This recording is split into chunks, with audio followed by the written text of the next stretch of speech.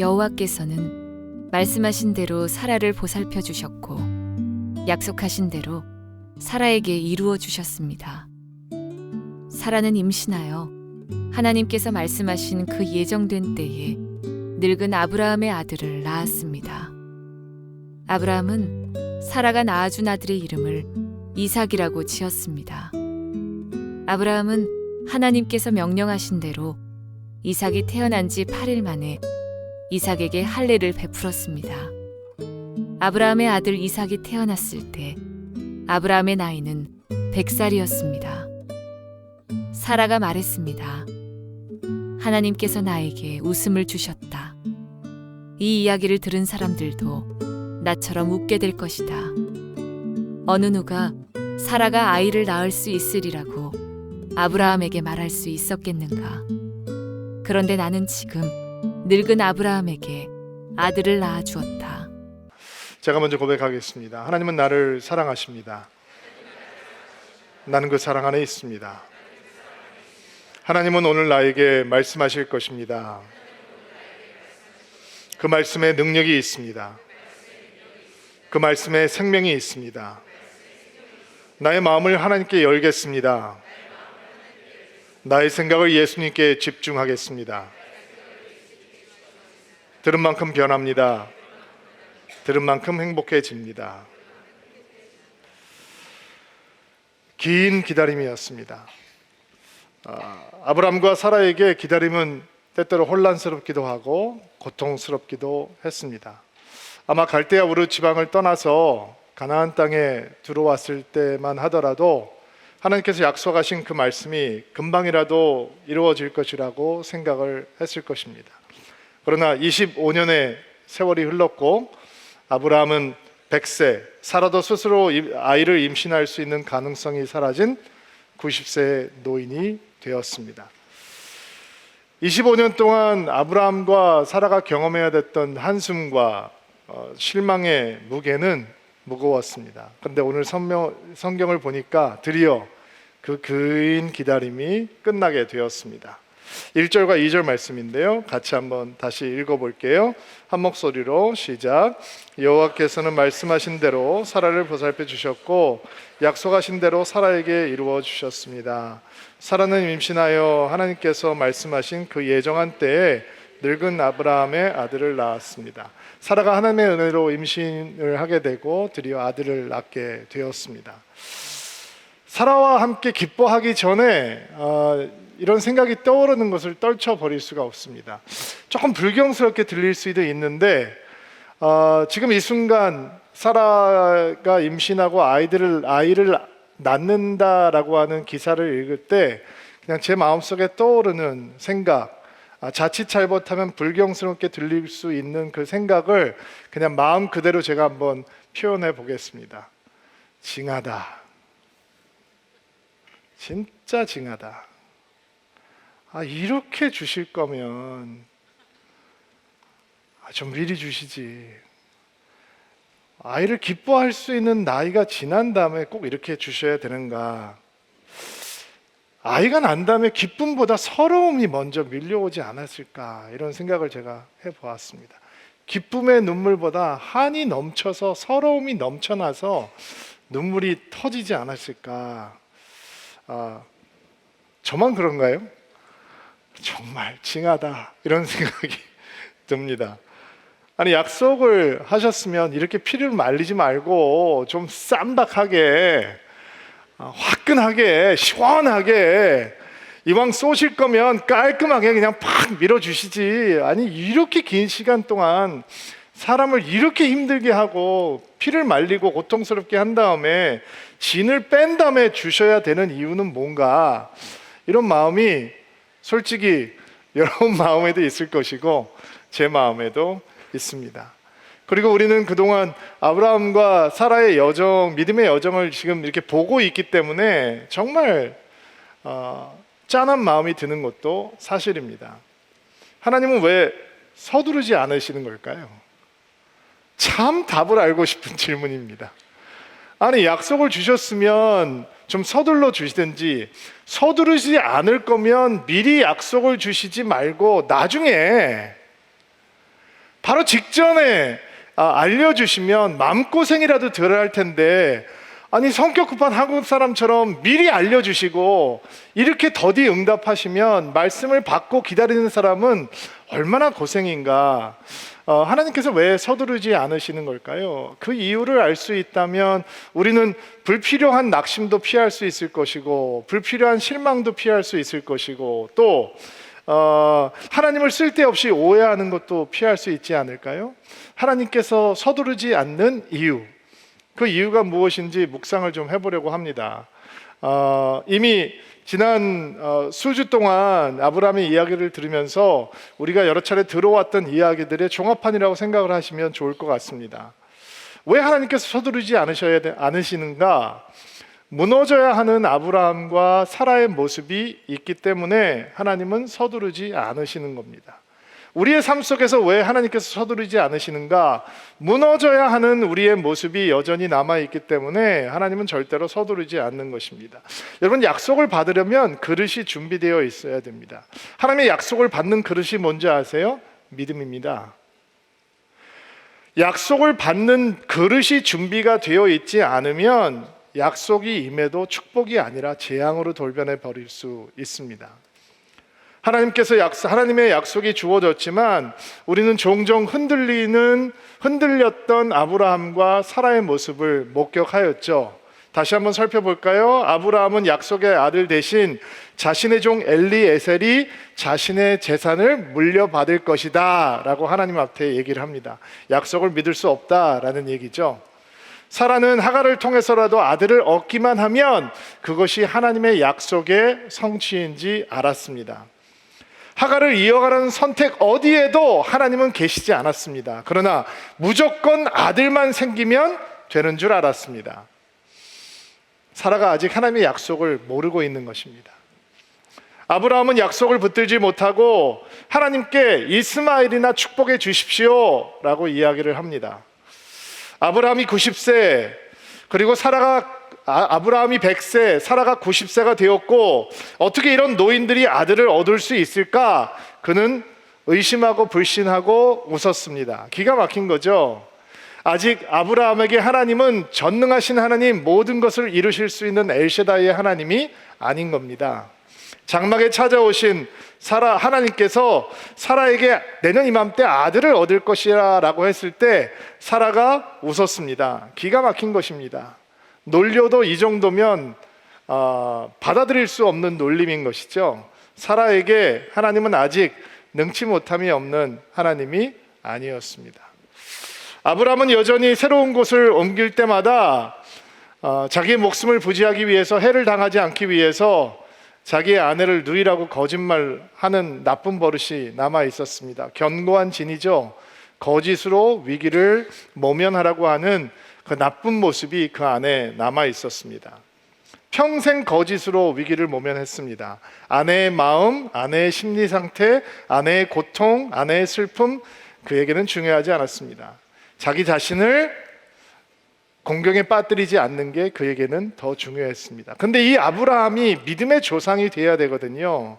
가는 곳마다 거짓말로 위기를 모면하는 아브라함은 믿음의 조상이 될 수 없습니다. 열국의 아비가 될 수 없습니다. 이 믿음이 갖추어지지 않으면 약속의 아들이 임해와도 그를 통해서 열국의 아버지, 복의 근원이 될 수 없는 겁니다. 그래서 하나님께서는 약속을 담을 믿음이라고 하는 그릇을 준비하기 위해서 하나님께서는 기다리시는 겁니다. 서두르지 않으시는 겁니다. 주변에 종종 사람들을 보게 됩니다. 분명히 믿음을 가지고 있는 사람이고 주님을 사랑한다고 하는 사람인데 믿음의 그릇이 준비되지 않았는데 힘이 주어지고 권세가 주어지고 명예가 주어지고 권위가 주어지고 위치가 주어지고 재물이 주어졌을 때 오히려 그것이 축복의 선물이 아니라 타락의 통로가 되고 재앙이 되는 것을 종종 목격하게 됩니다. 그것 때문에 더 교만해지고 하나님과 멀어지는 사람들을 보지 않습니까? 여러분, 약속의 아들이 주어지기 전에 아브라함과 사라는 흔들리지 않는 믿음의 사람으로 먼저 서야 하는 것입니다. 아멘으로 받으시기 바랍니다. 하나님께서 여러분에게 약속하신 그것이 여러분의 삶 속에 이루어지기 전에 여러분이 믿음의 사람으로 굳건하게 서는 것이 선행되어야 한다는 것이죠. 아브라함이 흔들리지 않는 믿음의 사람으로, 복의 근원으로, 믿음의 사람으로, 열국의 아버지로, 열국의 어머니로, 그 믿음의 사람으로 서지 않으면 이삭이 주어져도 이삭은 축복의 선물이 되지 못하기 때문에 하나님께서는 믿음을 준비시키시며 기다리고 계시는 것입니다. 아브라함이 무너지고 사라가 무너지고 다시 그 안에 새롭게 세워야 되는 아브라함과 사라가 만들어질 때까지 하나님께서는 서두르지 않으십니다. 혹시 여기 함께 예배드리는 성도들 가운데 하나님의 약속을 기다리며 지친 분들이 있습니까? 여러분, 지쳐하지 마십시오. 하나님께서 우리를 다루고 계시고 우리를 무너뜨리고 계십니다.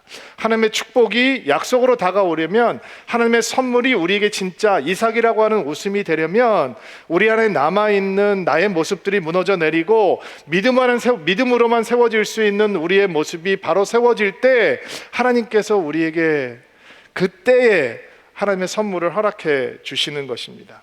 여러분, 내가 무너지는 시간을 억울해하지 마십시오. 비참하게 생각하지 마십시오. 두려워하지 마십시오. 내가 무너져야 그 자리에 예수님이 세워지는 것입니다. 그게 신앙입니다. 내 자아가 무너지고 내 생각이 무너지고 내 고집이 무너지고 나의 못된 나쁜 것들이 무너져 내리고 그 자리에 예수의 모습이 회복되고 예수께서 서실 때 우리는 십자가의 영광과 능력을 품은 믿음의 사람들, 예수의 사람들이 되는 것입니다. 그때 우리의 믿음의 그릇이 준비되고 하나님의 축복을 그 믿음의 그릇에 받을 때 우리는 세상이 줄 수 없는 이삭, 웃음을 누리게 되는 것입니다. 자, 하나님께서 서두르지 않는 이유, 무너져야 되는 아브라함과 사라의 모습이 있기 때문이에요. 또 두 번째로 하나님께서 서두르지 않는 이유는 아브라함에게 주신 약속의 내용과 상관이 있습니다. 진짜 웃음을 주시기 위해서 하나님께서는 서두르지 않으십니다. 하나님께서 아브라함에게 태어날 아들의 이름을 이삭으로 하여라 라고 말씀을 하셨잖아요. 이삭이 웃는 자, 웃음 이런 뜻이에요. 웃음이라는 뜻이에요. 자, 하나님의 약속, 이삭이 태어나면 하나님의 약속이 성취로서의 웃음이 아브라함에게 생기게 되겠죠. 근데 이 웃음은 다른 곳으로는 얻어낼 수 없는 웃음이에요. 자, 아브라함과 사라는 아들이 생기면 웃을 수 있을 거라고 생각했단 말이에요. 그리고 아들이 생기죠. 이스마엘이라고 하는 아들이 생겼어요. 그런데 웃을 수 있습니까? 그것이 하나님의 이삭이라고 하는 웃음입니까? 아니에요. 그들은 아들이 주어지면 마음껏 웃을 수 있다고 생각했어요. 그러나 약속이 아닌 아들은, 이삭이 아닌 아들은, 웃음이 아닌 아들은 슬픔과 고통의 원인과 갈등의 원인이 되었습니다. 이스마엘이 있는 곳에는 웃음이 없었습니다. 웃음은 약속이 이루어져야지 오는 건데 이스마엘은 약속이 아니거든요. 여러분, 이삭이라고 하는 웃음의 가치를 알려면 웃을 수 없는 상태에 떨어진 사람의 슬픔과 절망과 아픔을 먼저 경험해야 합니다. 아멘하기 힘들죠? 네. 이삭이 진짜 선물이라고 하는 걸 알려면, 웃음이 진짜 하나님의 선물이라고 하는 걸 알려면 눈물과 슬픔과 고통과 아픔과 절망의 상태에 떨어져 봐야 합니다. 웃음이 하나님의 선물이라고 하는 것을 경험하려면 소망이 끊어진 상태 속에 떨어져 봐야 진짜 웃음의 가치를 알 수 있는 겁니다. 그래서 하나님께서 서두르지 않는 겁니다. 사라의 나이가 90세입니다. 여러분, 상상해 봅시다. 다 고대 사회에서 초경이 시작이 되면 아이 낳을 때가 되었다라고 생각을 하고 혼인 정년기로 생각을 했습니다. 대개 15 내외 정도이겠죠. 사람 따라 차이가 있겠지만, 그러면 사라의 나이가 90세면 한 70년에서 75년 정도를 지금 결혼 생활을 하고 있다라고 상상을 해볼 수 있을 것입니다. 만약에 그녀가 다른 여인들처럼 척척 임신이 되고 아이를 낳을 수 있었다라고 생각해 봅시다. 그러면 그녀가 낳는 아이들이 이삭, 웃음을 줄 수 있을까요? 아닙니다.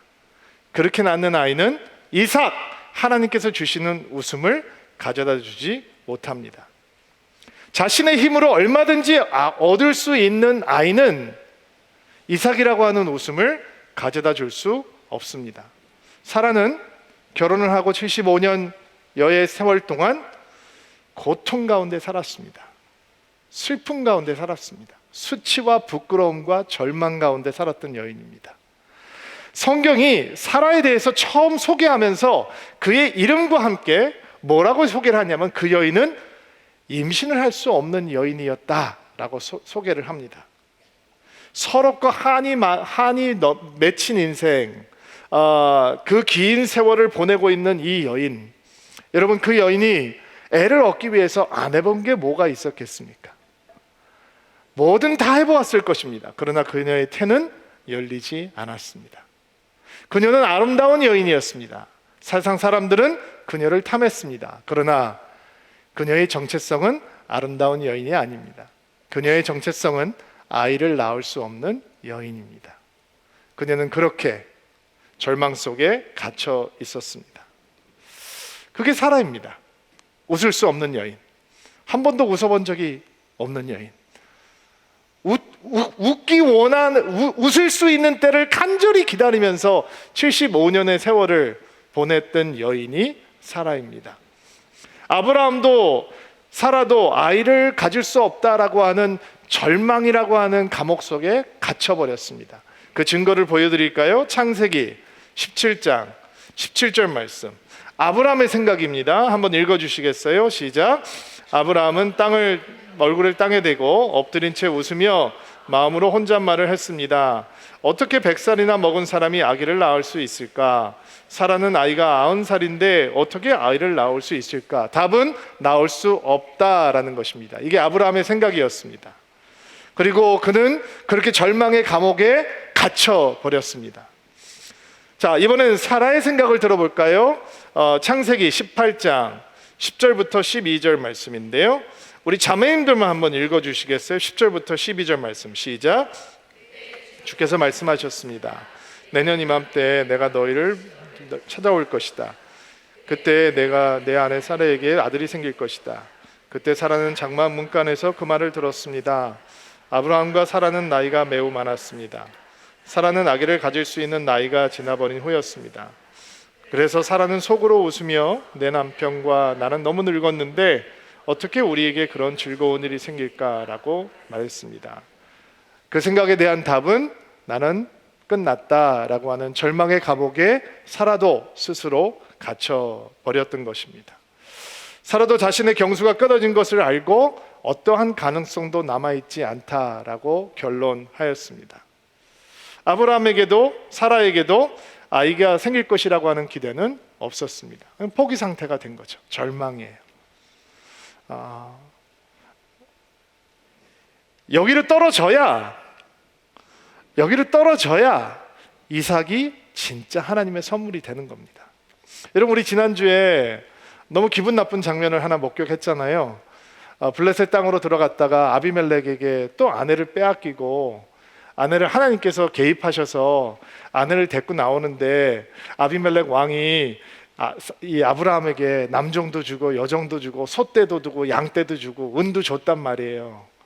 그리고 어떻게 나오는지는 기록이 안 돼 있죠. 저 혼자 그냥 상상을 해봤어요. 묵상을 하면서 생각을 해보는 거예요.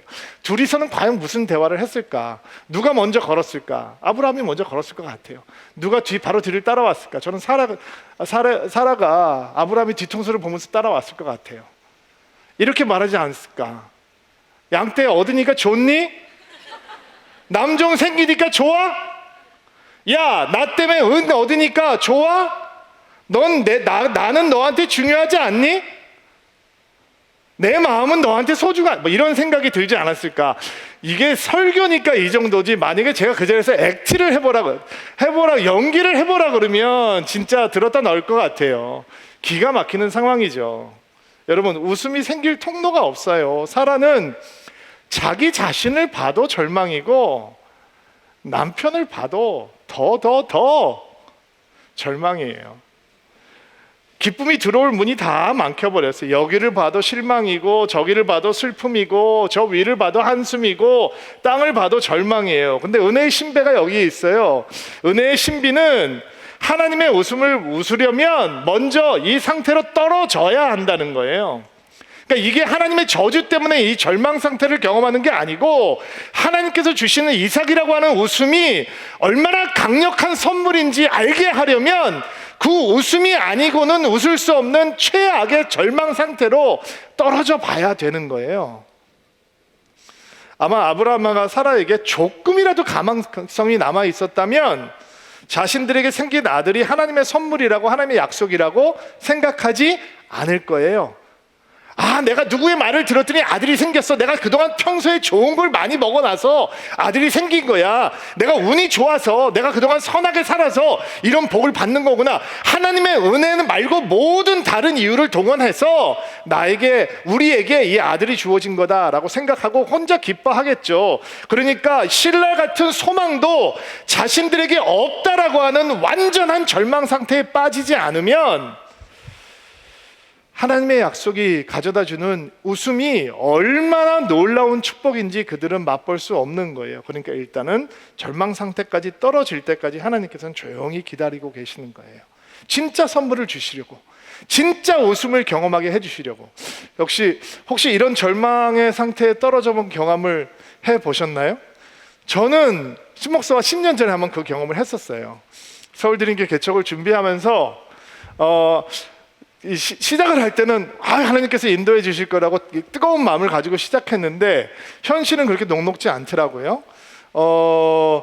장소를 구하는 것도 쉽지가 않았고, 교회는 빌려달라고 그러면 저를 미쳤다고 얘기했고, 나이트클럽은 빌려주겠다는데 교회는 안 빌려주겠다고 하고, 그리고 교회를 렌트할 수 있는 곳들은 전부 다 퇴폐업소가 있는 골목이나 러브호텔 사이에 있는 건물이나 이런 건물이고, 번듯한 건물은 교회라고 하면 보여지지도 않았어요. 얼마나 마음이 낚시되는지.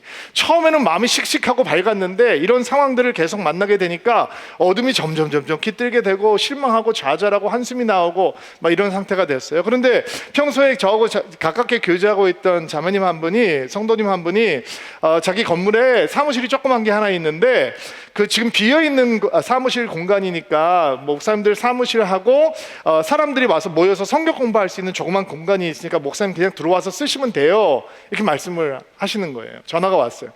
얼마나 감사하든지. 어떻게 생각했겠어요? 하나님의 응답이구나 이렇게 생각을 했죠. 정말 우리가 개척교회니까 한 30-40명 모여서 성경 공부할 수 있는 공간이면 충분하다라고 생각을 했거든요.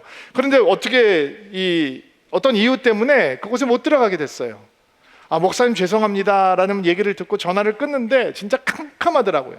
갈 곳도 없고 의지할 곳도 없고, 하나님은 사람 의지하지 말라고 그러는데 그러면 탁탁탁탁 열어주시고 탁탁탁탁 보여주시고 해야 되는데 가는 곳마다 교회는 안 된다고 그러고 못 빌려주겠다고 그러고 온 사방이 노사인밖에 없는 거예요. 얼마나 마음이 무거워지는지. 그런데 그렇게 바닥까지 떨어지고 절망 가운데 사로잡혀 있을 때 하나님의 이삭이라고 하는 웃음이 임해오더라고요. 사실은 우리는 한남동에서 교회를 시작할 거라고 생각도 못했는데 우리가 처음 예배를 시작한 여성교회 회관이 종교시설이 있는 공간이거든요. 사무공간과 종교시설이 함께 있는 공간이에요. 그런데 그 3층이 대강당인데 그 대강당을 사무실로 임대를 해주기 위해서 공사를 한번 했어요. 그런데 임대할 수 있는 공간이 이미 다 차버려서 그 3층 공간은 종교시설로, 예배시설로밖에 쓸 수가 없는 거예요. 그래서 사무실로 만들었던 것을 다시 예배 공간으로 만드는 가운데 저희들이 찾아간 거죠. 그리고 이 공간이가 마무리되면 여기 들어와서 예배할 수 있습니다. 저희들은 사실 주일날 6시간만 필요했거든요. 여러분, 그렇게 렌트를 할 수 있는 공간이 어디에 있어요? 그 자리가 400명, 500명 들어갈 수 앉을 수 있는 자리인데 그렇게 큰 공간을 우리가 어떻게 예배 드릴 수 있게 새 공간을 만들 수 있겠어요? 그런데 하나님께서 준비하고 기다리신 거예요. 우리가 쏙 들어갔죠. 만약에 그 사무실에서 예배를 드렸으면 큰일 날 뻔했어요. 저희는 첫 예배 한 500명 정도 얼굴도 알지 못하는 500명 성도들이 와주었거든요. 그러면 거기서 예배를 드렸으면 90% 사람들은 그냥 집에 가야 되는 거예요. 들어오지도 못하고. 그리고 하나님께서 정말 바닥까지 떨어져서 낙심하고 있던 우리들에게 이삭이라고 하는 선물을 주셨어요. 그게 한남동 3층 예배 공간이었어요. 그래서 저희가 거기서 7년 동안 예배를 드리면서 서울 드림교회라고 하는 아름다운 교회를 이렇게 만들 수 있었죠. 그리고 이게 이사 온 지 3년이 되지 않았습니까? 우리가 바닥까지 떨어지면 절망에 갇혀버리면 하나님께서 이삭이라고 하는 선물을 주실 때 그것이 얼마나 우리에게 아름다운 치유의 웃음을 웃게 하는 선물인지 경험할 수 있는 것이죠. 여러분 신앙생활 하다 보면 이런 절망 상태로 떨어지는 것을 여러분은 은혜라고 생각하지 않으시겠죠. 그렇죠? 그렇게 낙심 상태에 갇혀 있을 때 누가 하나님의 은혜를 주목할 수 있겠습니까? 쉽게 포기하고 쉽게 한숨 짓게 되겠죠. 하나님을 향한 믿음이 흔들리고 마음속에는 쓴뿌리가 쌓여가게 됩니다. 그런 상황을 만나게 되면. 그러나 여러분 기억하십시오. 이삭이라고 하는 웃음을 선물로 받으려면 일단 우리는 절망이라고 하는 낙심의 상태를 경험해야 합니다. 그리고 여러분 꼭 기억하십시오. 지금 아브라함과 사라가 약속을 얻어내고 있는 게 아닙니다. 하나님께서 약속을 지키고 계시는 것입니다. 굉장히 다른 겁니다. 그들이 용을 쓰고 힘을 내면서 하나님의 팔을 비틀어서 약속을 얻어내고 있는 것이 아니라 하나님의 때가 차고 하나님의 시간이 오자 하나님께서는 그분의 약속을 신실하게 진실하게 성취하고 계시는 것입니다. 아브라함과 사라가 온전히 믿지 못했습니다. 그러나 하나님은 약속을 이루고 계십니다. 아브라함과 사라가 하나님의 약속을 잊었습니다. 그럼에도 불구하고 하나님은 약속을 이루고 계시는 것입니다. 여러분 축복합니다. 여러분이 하나님의 약속을 온전히 믿지 못해도 그분은 여러분의 삶에서 그분의 약속을 이루실 것입니다. 때때로 우리에게 믿음이 부족해서 하나님의 약속을 의심하고 흔들려도 하나님의 때가 이르면 신실하신 하나님께서 그분의 약속을 여러분 삶 가운데서 이루실 줄로 믿습니다. 하나님은 전능하셔서 우리의 눈에 불가능해 보이는 것도 반드시 이행하실 것이고, 하나님은 신실하셔서 그분의 약속을 반드시 지키실 것이고, 하나님은 진실하셔서 그분의 약속을 절대로 잊지 않으실 것입니다. 믿음으로 아멘으로 받으시기 바랍니다. 자, 절망 상태, 소망이 없는 상태까지 이르도록 서두르지 않고 기다리시는 하나님을 여러분은 잔인하다라고 얘기하시겠습니까? 심술궂다라고 얘기하시겠습니까? 저는 그분이야말로 치유와 회복의 하나님이다라고 간증하겠습니다. 성경이 그 사실을 우리에게 증거합니다. 시편 30편 11절 말씀 같이 한번 읽어볼게요. 시작. 주님께서 내 슬픔을 바꾸시어 춤이 되게 하셨습니다. 주님께서 내 슬픔의 옷을 벗기시고 기쁨의 옷을 비켜주. 너무 멋지죠? 슬픔을 바꾸셔서 춤이 되게 하신대요. 슬픔의 옷을 벗게 하시고 기쁨의 옷을 입히신대요. 이사야서 61장 3절 말씀도 한번 읽어볼게요. 시작. 여호와께서는 시온에서 슬퍼하는 사람들에게 죄를 뿌리는 대신 왕관을 씌워주며 슬픔 대신 기쁨의 기름을 발라주며 절망 대신 찬양의 옷을 입혀주실 것이다. 이제 그들은 의의 나무라 불릴 것이며 여호와께서 자신의 영광을 나타내시려고 심으신 나무다 불릴 것이다. 왕관을 씌워주시고 기쁨의 기름을 발라주시고 찬양의 옷을 입혀주신대요. 여러분, 하나님의 약속, 이삭이라고 하는 웃음의 선물이 믿음의 사람들에게 주어지면 이렇게 슬픔과 고통이 기쁨으로, 왕관으로, 명예로, 영광으로 변하게 되는 줄로 믿습니다. 자, 절망 상태로 떨어져야 이삭이라고 하는 진짜 웃음의 가치를 알 수 있기 때문에 하나님께서는 서두르지 않으십니다. 자, 그럼 우리한테는 우리 스스로 답을 해야 되는 질문은 이런 질문이겠죠. 자, 하나님께서 그래서 서두르지 않으시는데, 그렇다면 서두르지 않는 하나님과 우리는 어떻게 동행할 수 있을까? 나는 그 서두르지 않는 하나님과 어떻게 발을 맞춰서 동행할 수 있을까? 몇 가지 생각을 나누면서 오늘 설교를 마무리하려고 하는데요. 첫 번째, 우리가 하나님과 서두르지 않는 하나님과 동행하기 위해서는 우리의 시간표와 우리의 어젠다를 포기하고 하나님의 시간표를 사랑하고 신뢰하는 것을 배워야 한다는 것입니다.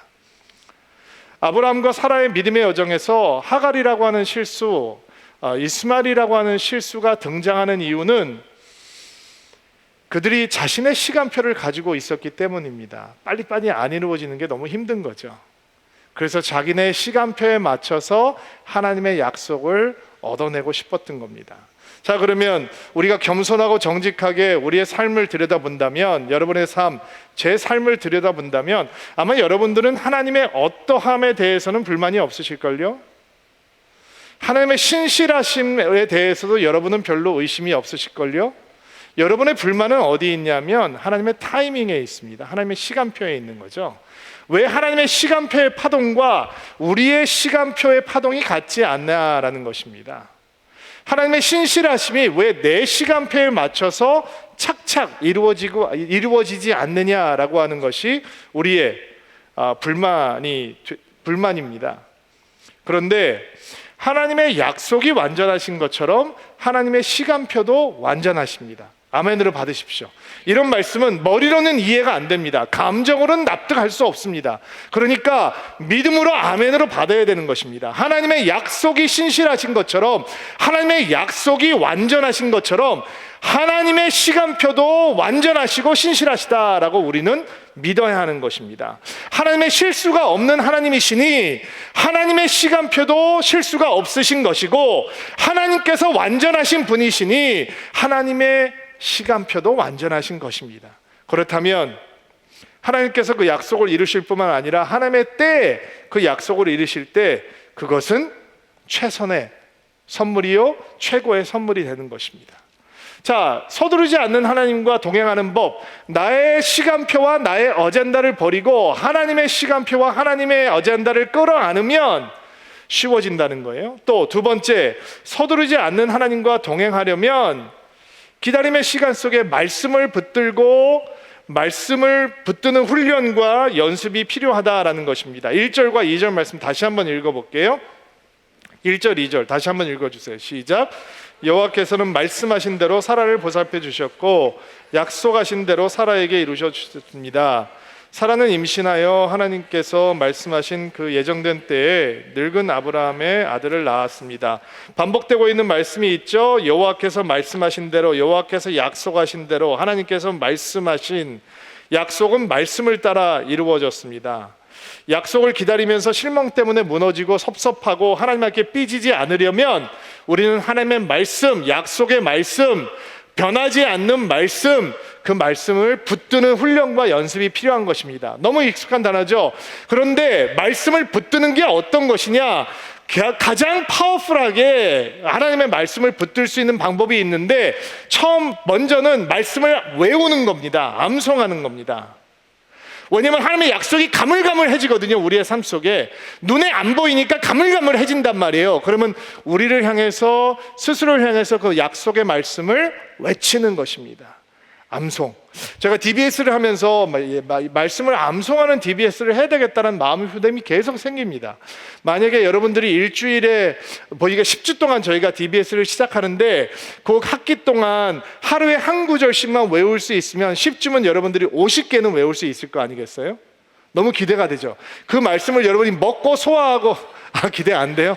기대하게 해드릴게요. 막 셀장부터 막 임직자부터 막 강제 동원해가지고 말씀 막 외우고. 여러분 말씀 외우면 어떤 변화가 생기는지 아세요? 내가 외운 말씀을 자꾸 얘기하고 싶어져요. 다른 사람 아는데 옛날에는 이렇게 패러프레이즈를 해가지고 대강 이렇게 예수님께서 이렇게 말씀하셨더라 했는데, 말씀을 외우기 시작하면 사람들하고 영적인 대화를 할 때 말씀을 막 선포하고 싶어져요. 그러니까 가물가물하던 것들이 견고해지기 시작하는 거예요. 말씀을 암송하는 게 말씀을 붙드는 연습이고, 또 말씀을 붙들고 기도하는 것이, 말씀을 따라 기도하는 것이 말씀을 붙드는 것입니다.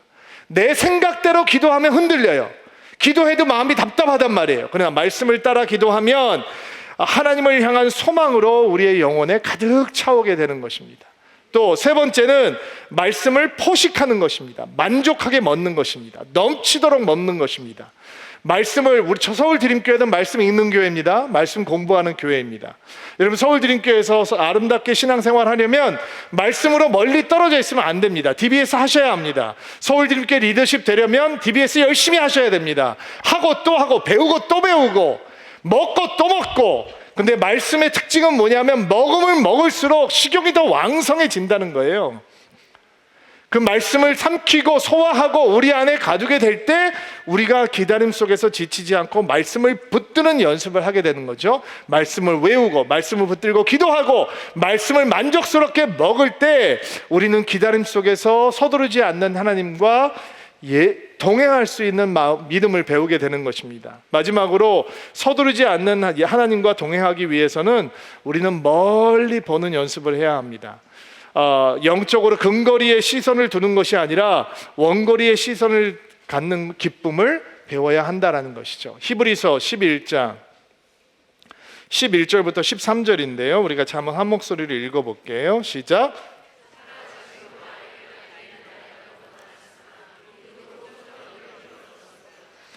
그것은 그녀가 약속해 주신 하나님을 신실한 분으로 믿었기 때문입니다.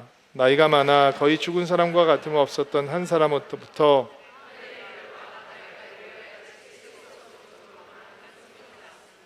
잠깐만요. 13절 읽기 전에 여러분, 하나님께서 아브라함에게 주셨던 약속은 큰 약속입니다. 내가 너에게 복을 줄 것이고 내가 내 이름을 창대케 할 것이고 내가 너로 하여금 큰 나라가 되게 할 것이고 그 나라를 통해서 온 민족이 복을 받게 될 것이다. 엄청나게 큰 약속이죠. 근데 25년 만에 아들 하나 주셨어요. 그러면 여러분과 저 같으면 이런 시나리오에서 어떻게 반응해야 되냐면, 이거 사기입니다. 하나님, 이거 공수표 남발입니다. 이거 무책임한 약속입니다.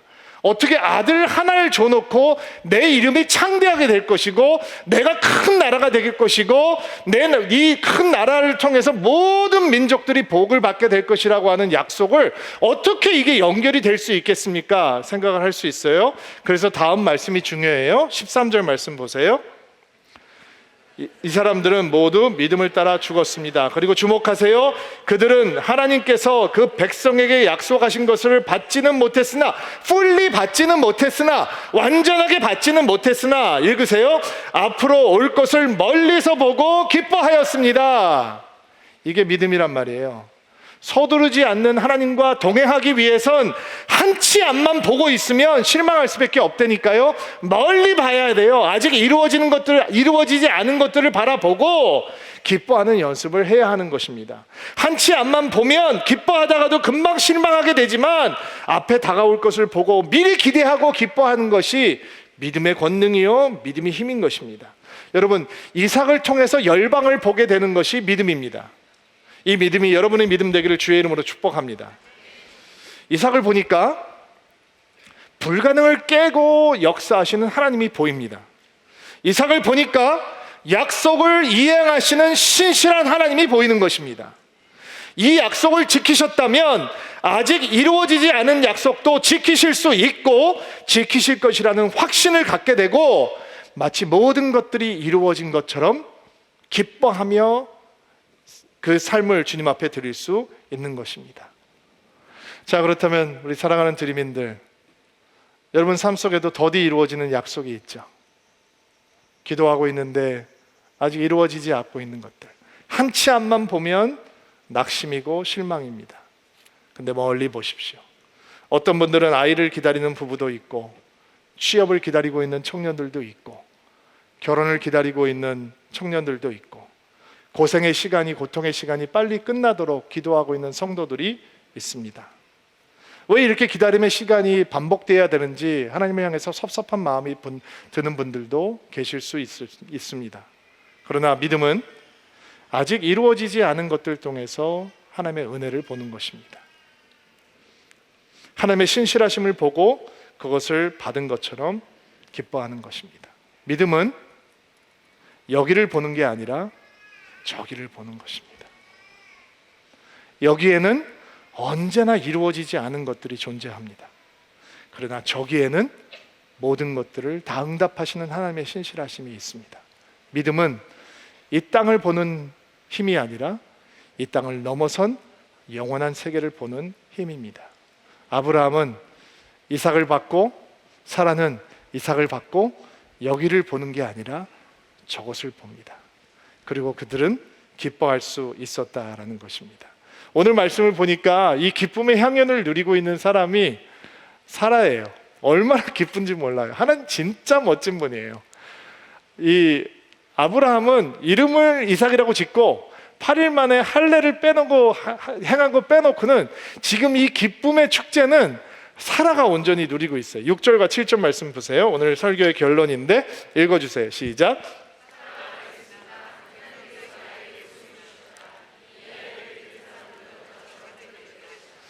어느 누가 사라가 아이를 낳을 수 있으리라고 아브라함에게 말할 수 있었겠는가?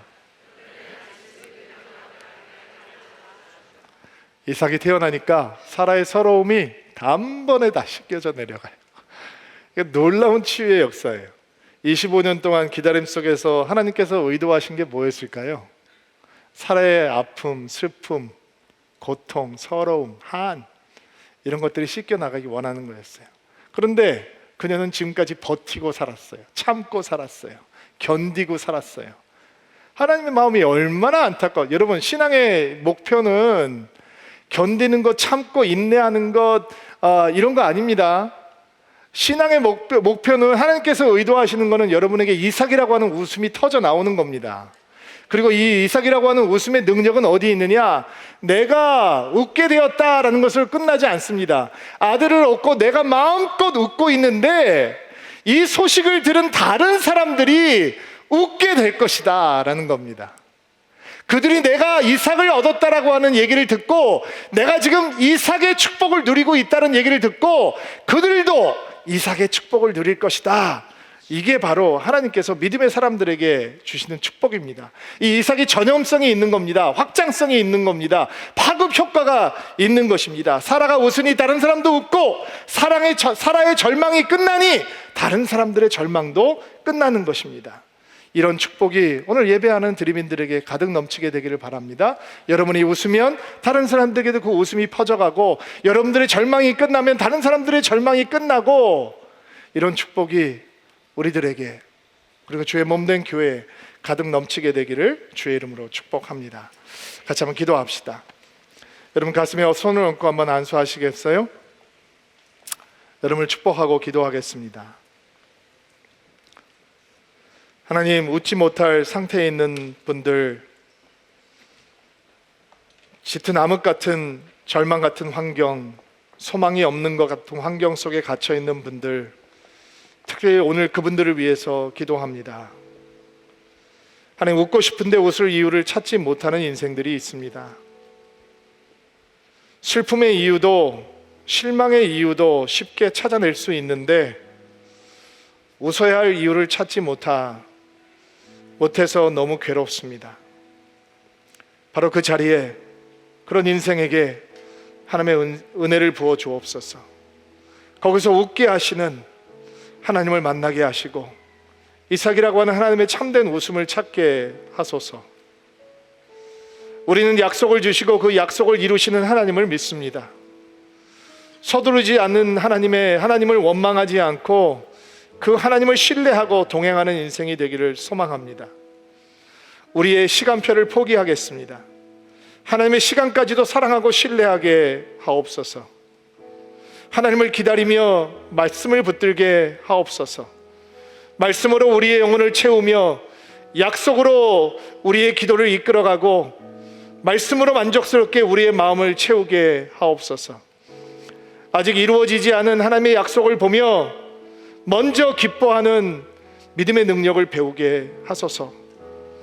우리에게 부어주시는 이삭이라고 하는 웃음이 우리 주변에 있는 사람들에게 능력 있는 웃음으로, 회복의 웃음으로, 치유의 웃음으로 흘러가는 축복이 있게 하옵소서. 가슴에 손을 얹고 기도하는 성도 한 사람 한 사람들에게 주여 하늘의 웃음 이삭을 부어 주옵소서. 예수님의 이름으로 기도하옵나이다.